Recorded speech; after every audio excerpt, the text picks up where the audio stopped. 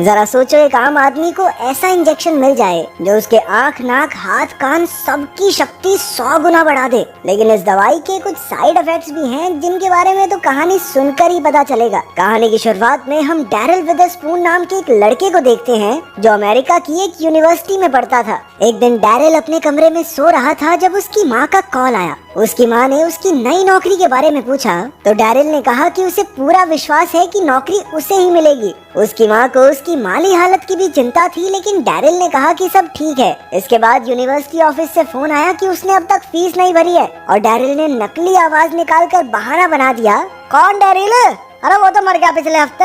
फिर उसने इधर उधर भटक कर पैसे जुटाने शुरू किए। उसने पैसों के लिए ब्लड बैंक में काफी खूनदान कर दिया जिसकी वजह से वो बेहोश हो गया। इसके बाद उसने स्पर्म बैंक जाकर भी खूब मेहनत की। इसके बाद वो बालों के सलून में बाल बेचने पहुंच गया, लेकिन उसके मालिक ने उसे धक्के मारकर निकाल दिया। रात को उसका रूममेट टिम आया और उसने कहा, भाई वो मकान मालिक किराया मांग रहा है, बात कर लियो उससे। अगले दिन यूनिवर्सिटी की कैंटीन में भी डैरिल काम कर रहा था जब उसकी क्लास के एक लड़के स्कॉट ने आकर कहा कि चाहे डैरिल जितनी मर्जी मेहनत कर ले लेकिन नौकरी तो उसे ही मिलेगी। ऐसा इसलिए क्योंकि स्कॉट के पास उस नौकरी के लिए सारी जरूरी चीजें मौजूद हैं। अचानक जैनिस नाम की एक खूबसूरत लड़की वहां आई और उसे देखते ही डैरिल अपना दिल खो बैठा। इसके बाद डैरिल की क्लास में रैंडल टाइसन नाम का एक आदमी उसी कंपनी की तरफ से आया था जिसकी नौकरी डैरिल और स्कॉट दोनों पाना चाहते हैं। उसने कहा कि नौकरी के लिए उनके पास बेहतरीन मार्क्स होने चाहिए, उन्हें कई प्रोग्राम्स और पार्टीज में भाग लेना होगा और कैंडिडेट को खेल कूद में भी आगे होना चाहिए।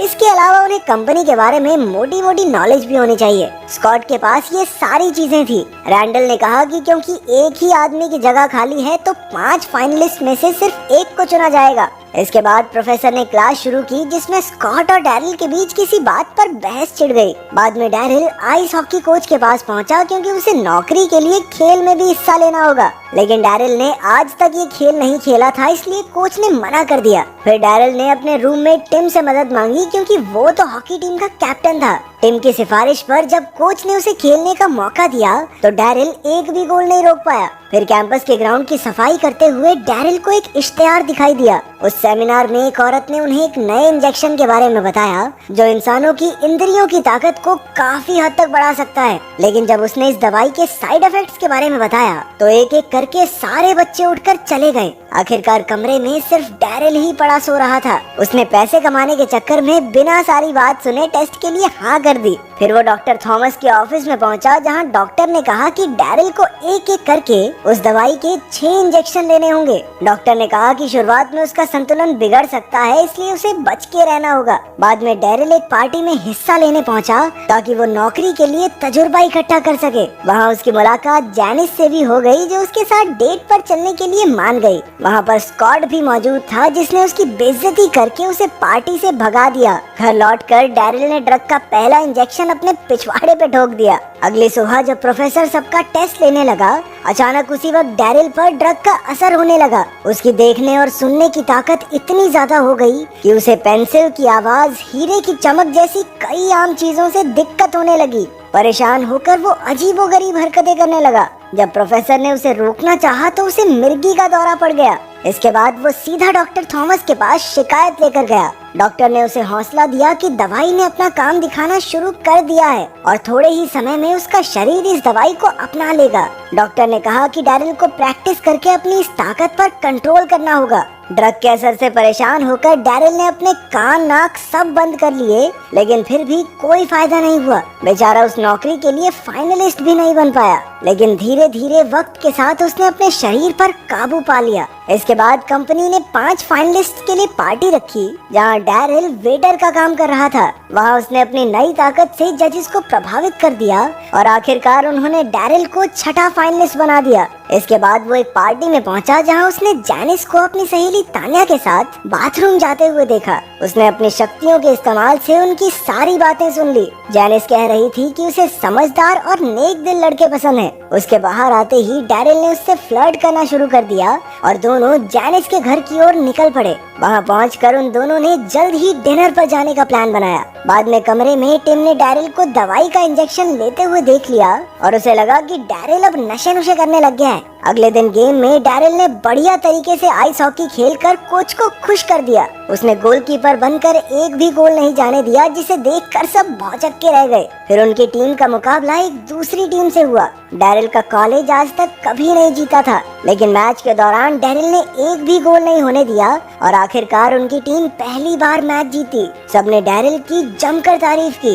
इसके बाद वो नौकरी के इंटरव्यू के लिए गया, जहां उसने अपनी शक्तियों से स्कॉट के इंटरव्यू की सारी बातें सुन ली। जब उसकी बारी आई तो उसने उन सब सवालों के जवाब दिए जिनके जवाब स्कॉट को नहीं आते थे। टाइसन ने उन्हें बताया कि नतीजा 5 दिन बाद बताया जाएगा। फिर उसने डैरिल को गेम का टिकट देकर कहा कि वहाँ कंपनी के बड़े लोग और क्लाइंट्स होंगे। उस रात डैरिल और जैनिस ने साथ में डिनर किया। फिर उसने अपनी ताकत का इस्तेमाल करके पास के कमरे से एक कविता सुनकर वही प्यार भरे अंदाज में जैनिस को चिपका दी, जिससे इम्प्रेस होकर जैनिस ने उसे किस कर दिया। अगले दिन डैरिल जैनिस को अपने घर वालों से मिलवाने ले गया। काफी अच्छा समय बिताने के बाद उसने अपनी माँ को कुछ पैसे दिए। आखिरकार कमरे में लौटकर टिम ने फिर उसे दवाई का इंजेक्शन लेते हुए देख लिया। जब टिम ने उससे पूछा कि कौन से टीके वीके लगा रहा तू, तो डैरिल ने एकदम सच बता दिया, लेकिन टिम को उसकी बात पर विश्वास नहीं हुआ। खुद को सही साबित करने के लिए डैरिल ने एक और इंजेक्शन लगा लिया और अगली सुबह जब वो उठा तो उसका पूरा शरीर एकदम सुन्न पड़ा था। उसे जमीन पर बेसहारा पड़ा देख टिम ने नशा छुड़वाने वालों को फोन कर दिया।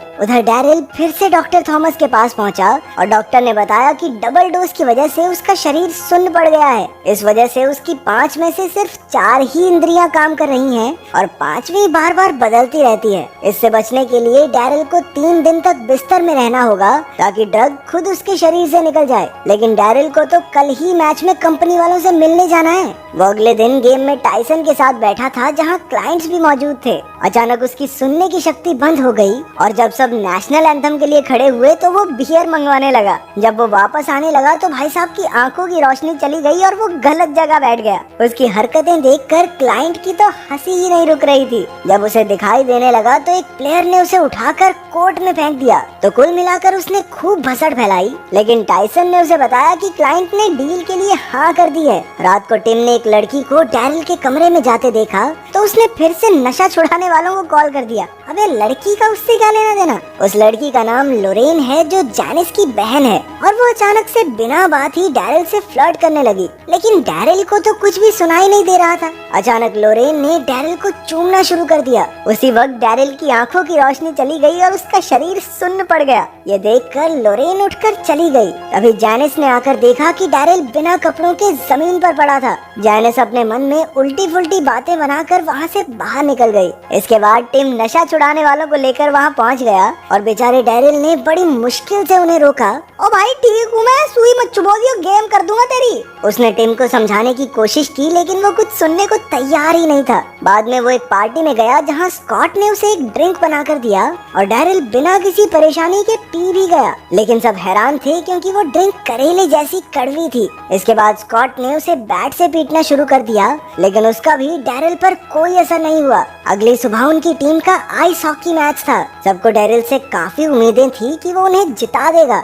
लेकिन उसकी हालत इतनी बिगड़ गई कि वो हार गए। इसके बाद वो सीधा जेनिस के पास अपने प्यार का इजहार करने पहुंचा, लेकिन उसकी आंखों की रोशनी फिर चली गई और उसने वहाँ खड़े जेनिस के बाप को जेनिस समझ लिया। जब उसकी आंखों की रोशनी लौटी तो जेनिस ने उसे बाहर ले जाकर उसकी बहुत बेइज्जती की, क्योंकि वो कब से एक अच्छा इंसान होने का नाटक कर रहा था। डैरिल ने उसे भरोसा दिलाया कि जल्द ही सब ठीक हो जाएगा, लेकिन जेनिस को उस पर यकीन नहीं था। वो एक पब में टिम से मदद मांगने गया ताकि वो अगले इंटरव्यू के लिए डैरिल को पढ़ा सके। उधर स्कॉट के बाप ने तो बड़े बड़े ऑफिसर्स को स्कॉट को पढ़ाने के लिए रख लिया। डैरिल ने अपनी पढ़ाई जारी रखी, हालांकि उसकी हालत बिगड़ती जा रही थी। आखिरकार इंटरव्यू का दिन आ गया और जैसे ही डैरिल अपनी गाड़ी से बाहर निकला, उसे अचानक से दिखना बंद हो गया। इसी चक्कर में एक भिखारी ने उसे साइड में ले जाके पीट फूट दिया और उसके सारे कपड़े चुरा लिए। वो किसी तरह कपड़ों की दुकान तक पहुंचा और नए कपड़े खरीदे। जैसे ही वो ऑफिस में पहुंचा तो उसकी आंखों की रोशनी वापस आ गई